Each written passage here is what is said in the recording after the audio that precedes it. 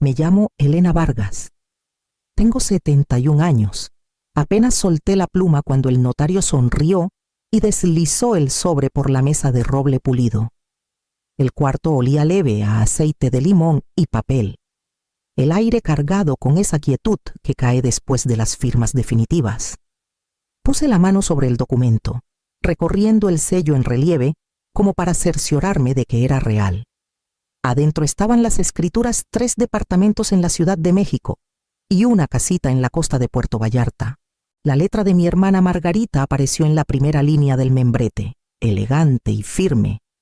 Igual que cuando escribía listas del súper, recordatorios, tarjetas de cumpleaños. Hasta ahora parecía hablarme con su tinta azul ordenada. Cuídate, Elena. Las palabras se me atoraron en el pecho. Por un instante casi escuché su risa, baja y calentita, desde la cocina de nuestra infancia. Le agradecí al notario. Guardé el sobre en mi bolso y salí a la avenida Insurgentes.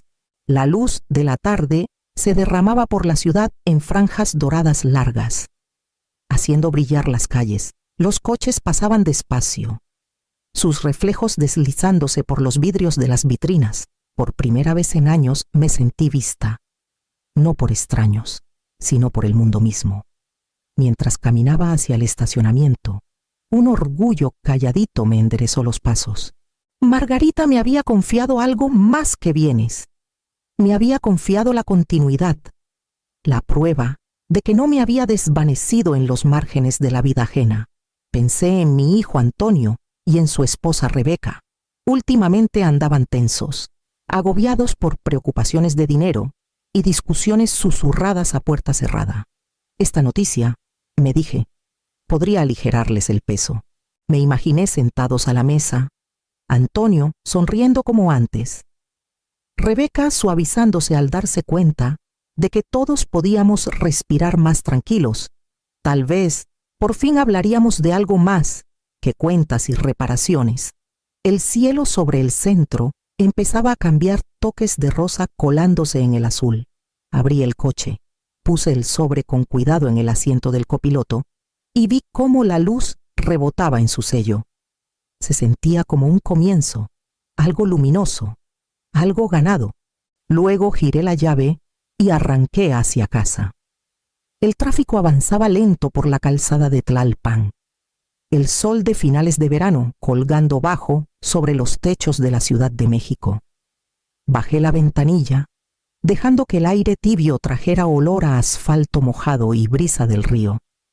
La ciudad zumbaba con su ritmo de siempre, camiones suspirando, bicis colándose entre carriles, pero yo me sentía extrañamente aparte, como si mirara el mundo a través de un vidrio. En el asiento de junto, el sobre latía como un corazón. No dejaba de mirarlo, medio temiendo que desapareciera. Margarita siempre creyó en señales y segundas oportunidades. El universo sabe devolver la bondad, me repetía. Quería creerlo también, que esta herencia no era solo lana, sino prueba de que la bondad aún resonaba más allá de la pérdida. La carretera curvaba junto al río Pánuco, el sol rielando en el agua como oro líquido. Pensé en Antonio de niño, su risa derramándose por el pasillo, sus manitas tirando de mi manga. Contaba cada peso para que nunca le faltara el lunch en la escuela, sin dejarle ver lo cerca que a veces estuvimos de quedarnos sin nada. Y ahora era un hombre con sus propios apuros, apuros que yo creía poder aliviar. Luego vino a mi mente el rostro de Rebeca sereno, preciso, siempre cortés pero casi nunca cálido. Intentaba quererla más de lo que lo hacía. Trabajaba duro, eso lo sabía. Aún así, había algo en sus correcciones queditas, en su manía de explicarme cosas que ya entendía, que me hacía sentir visita en mi propia casa. Cuando las señales apuntaron al poniente, el cielo se volvió ámbar. Pisé suave el acelerador, imaginando la cara que pondrían cuando se los contara. Tal vez esta noticia nos acercaría de nuevo. Tal vez el regalo de Margarita nos daría una temporada de paz. Me aferré a esa idea todo el camino a casa. El sol bajaba cuando doblé en nuestra calle. La luz delgada y dorada sobre los tejados. El fraccionamiento estaba en calma. esa quietud que llega cuando todos se acomodan a cenar. Estacioné junto al viejo árbol de pirul. Apagué el motor y me quedé un rato mirando el resplandor suave en la ventana de la sala. El sobre sellado descansaba en el asiento del copiloto. Pasé los dedos por él, imaginando la sorpresa de Antonio cuando le hablara del regalo de Margarita. Adentro, el aroma a pollo al horno flotaba desde la cocina. Las cortinas estaban corridas a medias, dejando caer cintas delgadas de luz sobre el piso de madera. Se oían voces desde la sala bajas y cuidadosas, amortiguadas por la puerta entreabierta. Con una mano aún en la correa del bolso, me detuve en el pasillo. Rebeca hablaba. Su tono era sereno, el mismo que usaba para explicar formatos legales. Tutela, dijo. La palabra me clavó en el sitio. La voz de Antonio siguió, insegura.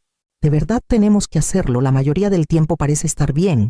Olvida cosas, respondió Rebeca con calma. Y solo va a empeorar.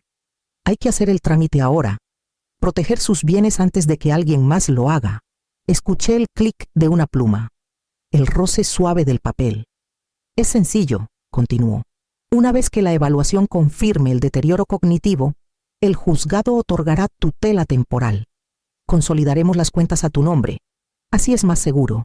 El pecho se me apretó. Las palabras deterioro, evaluación, tutela resonaron en mi cabeza hasta difuminarse. Antonio soltó el aire. Nunca nos va a perdonar. Al final nos lo agradecerá, dijo Rebeca, casi con ternura. Es por su bien. Apoyé la espalda en la pared. El yeso frío bajo la palma. La casa, que había sido mía. De pronto se sintió ajena.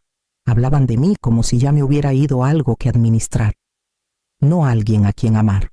El pulso se me desaceleró. Frío y deliberado. Esto no era una plática. Era una decisión.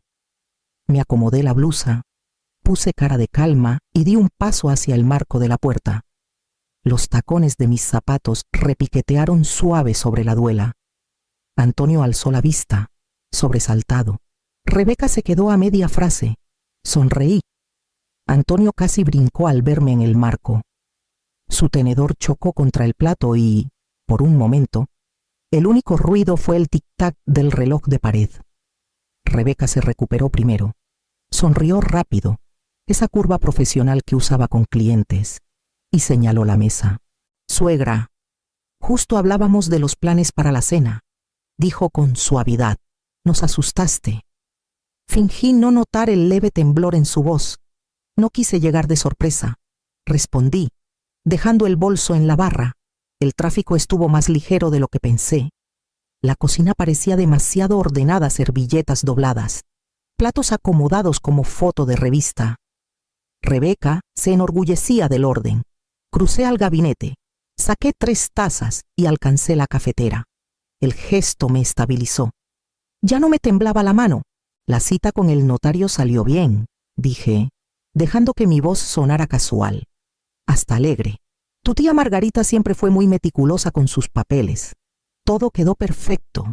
Los ojos de Rebeca se posaron en el sobre dentro de mi bolso y regresaron a mí. Qué bueno, dijo, neutra, pero con filo. Antonio forzó una sonrisa, mirando nervioso a Rebeca. Me alegro de que ya esté, mamá. Debes sentirte aliviada. Sí, dije, sirviendo el café. Es reconfortante saber que Margarita pensó en mí. Les di una taza a cada uno y tomé mi lugar en la mesa. El olor a pollo al horno llenó de nuevo el cuarto, ahora casi dulce. Antonio habló de un proyecto que tal vez agarraría. Rebeca mencionó un pleito de oficina. Yo asentía, escuchaba, expresión agradable, voz firme. Por dentro, repasaba cada palabra que había oído, grabándola en la memoria. Tutela, consolidación, evaluación. Palabras que una hora antes me habían desnudado ahora reposaban quedas en mi mente, como objetos que podía girar y examinar. Cuando Rebeca estiró el brazo para rellenar su vaso, su pulsera rozó la mía.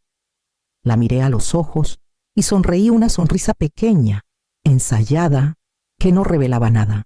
Por primera vez en años, el silencio no se sentía como debilidad, se sentía como armadura. y detrás de ella volví a respirar. Esa noche la casa estaba en silencio, salvo el zumbido leve del lavavajillas. Me senté al borde de la cama. Mirando el sobre en la mesita, el sello dorado del notario atrapaba la luz. Había esperado todo el día para abrirlo, temiendo lo que vendría después del consuelo de la esperanza. Cuando al fin rompí el sello, una carta más pequeña y doblada se deslizó de entre las escrituras. El corazón se me apretó al ver la letra conocida de Margarita firme, paciente, tocada de cariño. El papel olía leve a cedro y lavanda, como su estudio en Puerto Vallarta. Elena empezaba. Hablaba del mar, de la paz, de cómo quería que yo encontrara refugio otra vez. Luego su tono cambió claro, firme. La gente cambia cuando entra el dinero. No siempre es codicia, es miedo disfrazado de deber. Prométeme que te protegerás. Amor sin respeto no es amor. Los ojos se me nublaron mientras leía. Margarita siempre vio más allá. Siempre notó lo que yo me negaba a ver. Había hecho arreglos con su abogado, David Linwood, para guiarme si algo se sentía incierto. Todo, decía, estaba protegido legalmente a mi nombre. Confía en los documentos, no en las palabras de quienes te dudan. Cuando llegué a su última línea, ya cargaste a otros bastante tiempo. Ahora deja que lo que te dejo te cargue a ti. Me temblaban las manos. Apreté la carta contra el pecho. El regalo de Margarita era más que bienes, era resguardo, escrito con amor y advertencia. Dejado para la hermana que sabía que lo necesitaría, la mañana llegó gris y pesada, de esos cielos de la Ciudad de México que borran la frontera entre niebla y recuerdo. Preparé café. Me senté a la mesa de la cocina y abrí un cuaderno en blanco. La primera hoja parecía demasiado limpia, casi sagrada. Durante un buen rato solo la miré, oyendo el zumbido leve del refri, el tic-tac del reloj en la pared. Luego destapé la pluma y escribí un título en la parte superior: El registro de la verdad. Las palabras me dieron firmeza. Al principio anoté las cosas pequeñas. Rebeca insistiendo en manejar mi banca en línea porque la tecnología es confusa. Las veces que recogía el correo antes de que yo llegara al portón. Su costumbre educada pero firme de contestar mis llamadas. Antes parecían gestos inofensivos, enmarcados como ayuda. Ahora formaban un patrón demasiado intencional para ignorar.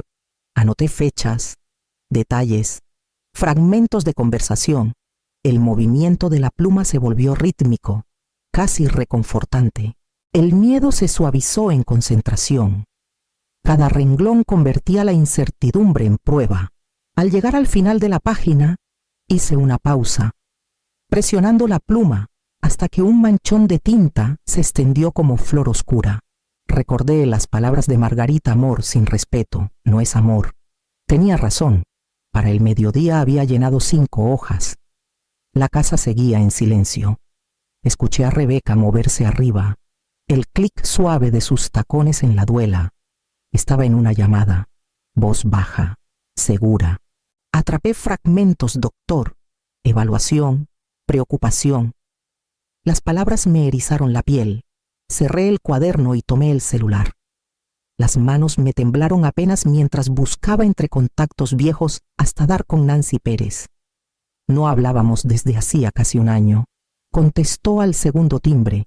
Su voz se quebró al reconocerme. Elena, pensé. Rebeca me dijo que no estabas bien, que andabas olvidadiza. El silencio que siguió fue suficiente para que ambas entendiéramos. Estoy bien, Nancy, dije bajito, mejor de lo que creen. Hablamos unos minutos, voces cuidadosas y serenas, y cuando colgué abrí de nuevo el cuaderno. Esta vez anoté su nombre y la fecha al lado. Las hojas ya no parecían frágiles, parecían armadura. 2 días después, Rebeca lo sacó a colación durante el desayuno, tono ligero, casual, como si propusiera un corte de pelo o una ida al mercado. Suegra, agendé una evaluación neurológica rápida para ti. Es rutina total, solo para asegurarnos de que estés sana. Alcé la vista del pan tostado. cuidando de mirarla con sorpresa leve. No sospecha. Suena sensato, dije.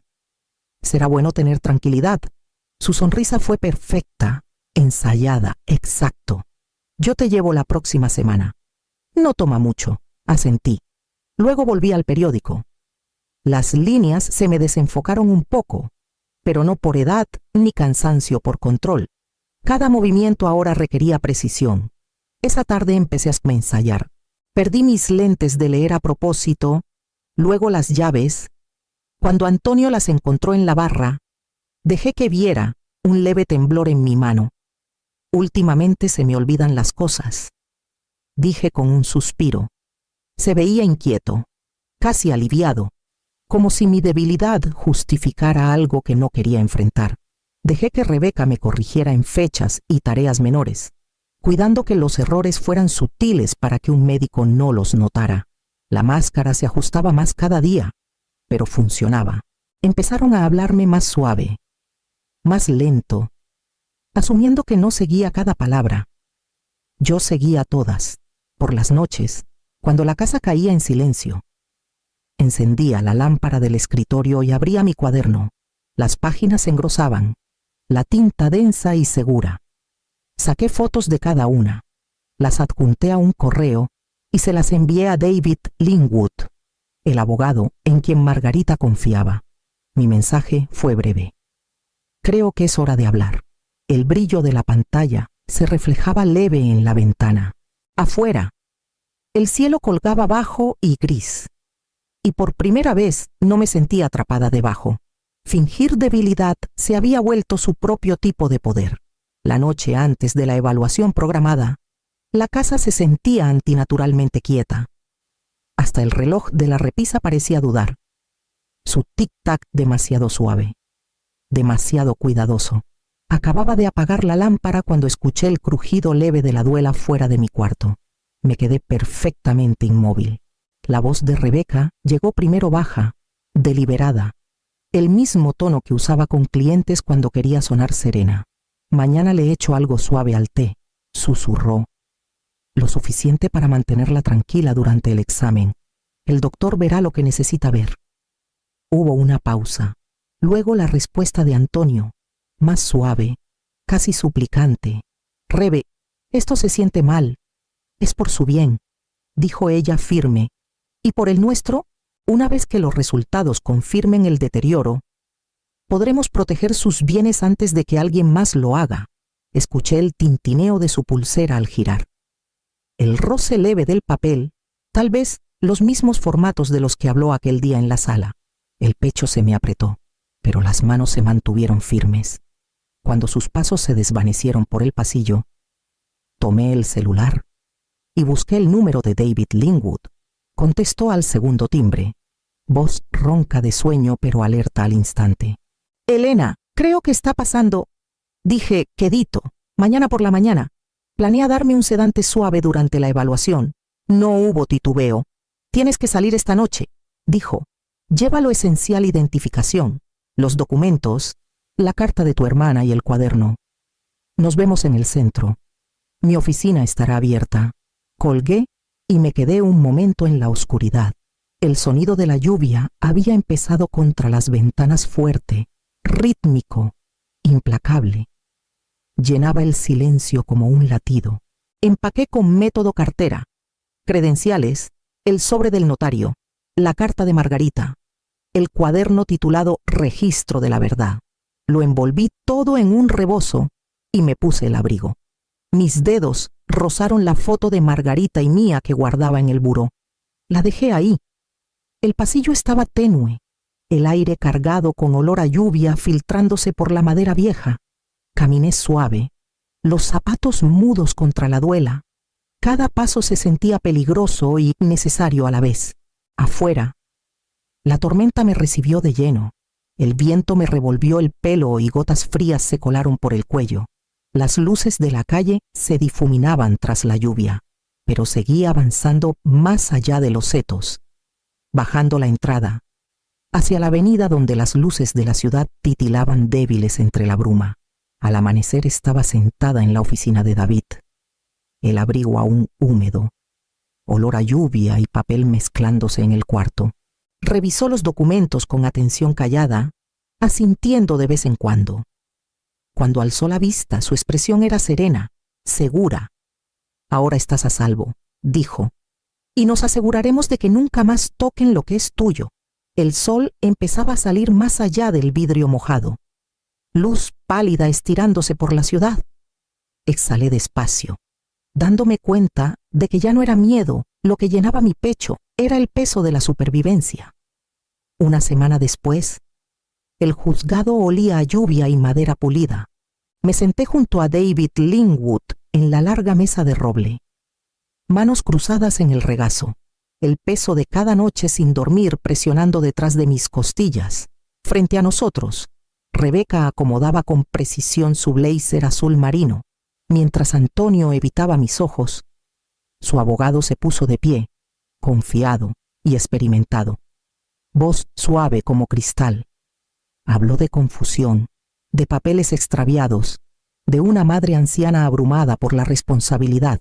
Sus palabras pintaron un retrato de fragilidad tan detallado que casi no me reconocí.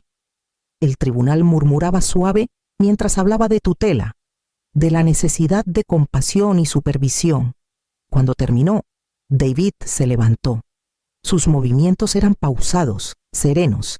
Le entregó al juez una carpeta delgada. «Su señoría», dijo, «estos son documentos notariados que prueban la propiedad total de la señora Vargas sobre sus bienes. Una evaluación médica reciente que certifica su plena capacidad mental y un registro personal que ella ha llevado documentando meses de interferencia». Las cejas del juez se alzaron ligeramente. Hojeó las páginas, deteniéndose una vez para leer. El sonido del papel al pasar llenó el salón como el lento jalón de una marea. Luego me miró. «Señora Vargas, ¿desea hablar?» Me puse de pie, cada latido firme ahora. Mi voz fue suave, pero llegó hasta el fondo del silencio. «No perdiste a tu madre, Antonio», dije. «La vendiste». Nadie se movió. Las palabras quedaron suspendidas en el aire, pesadas y definitivas. La cabeza de Antonio se inclinó, sus manos temblando. La compostura de Rebeca se resquebrajó por primera vez. La boca se le abrió, luego se cerró. Como si no quedara argumento, tras revisar los documentos notariados y la evaluación, el martillo del juez golpeó una vez. Petición denegada. Fue una sola frase, pero se sintió como años que se desprendían de mis hombros, afuera. La tormenta había pasado. Por las ventanas altas, la luz del sol se derramaba sobre el piso fría, pura e implacable. 6 meses después, las mañanas en Puerto Vallarta traían olor a sal y pino.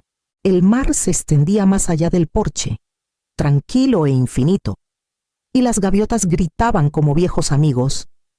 Después de arreglar mis cosas en la Ciudad de México, me instalé en un ritmo aquí café al amanecer, escribir junto a la ventana, el rumor de las olas llenando el silencio que antes me asustaba. El blog empezó como algo chiquito, un lugar para juntar pensamientos, pero pronto llegaron cartas de mujeres de todo el país. Escribían de soledad, de redescubrimiento, del extraño alivio de empezar de nuevo. Yo contestaba cada una, despacio, con cuidado, como Margarita solía contestar las mías. Una tarde, el correo trajo un solo sobre con la letra de Antonio.